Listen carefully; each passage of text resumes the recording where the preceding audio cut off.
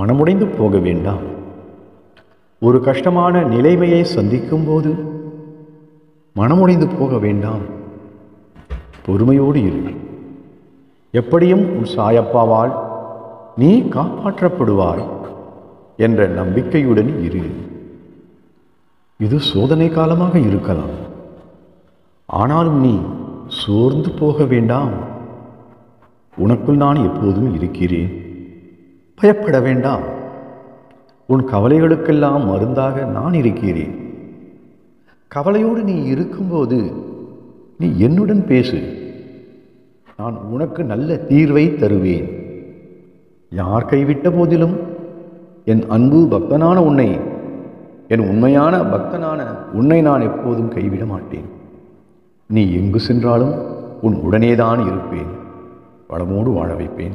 தைரியமாக இரு.